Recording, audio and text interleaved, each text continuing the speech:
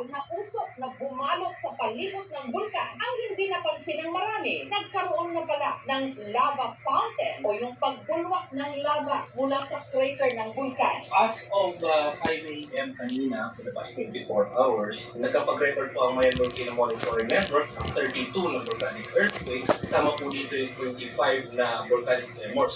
Yung tuloy na pagyanig nararanasan sa pagiging ng Mayan Volcano. Nang kahapon po, nakapagtala rin tayo ng 484 na rock events, yung mga nahuhulog, pakipak ng mga bato. Ang higit na ikinabahala ng mga otoridad ang tinatawag nilang uson o pyroclastic density current. Para itong avalanche pero sa halip na snow ang rumagasa mula sa bulkan.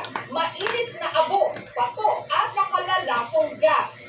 Delikado ito, lalo na sa mga nasa 6-kilometer permanent danger zone, gaya ng bayan ng Kamalin. Malaking effect yan kasi kapag tatakpan ng isang lugar, hindi na magagamit yun very long time.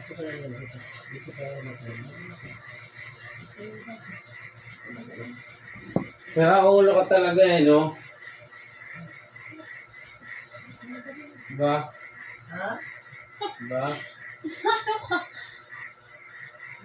Intoy! Ka na? Intoy! Intoy! Ah, Kuha ka sa bibi. Pero ka na, be? Kuha ka sa maki. hindi talaga ito eh. Ito ka talaga nanonood, diba?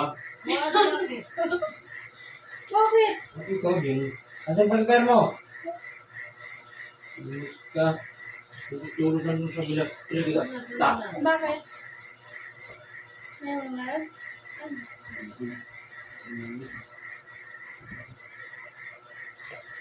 Patayin mo.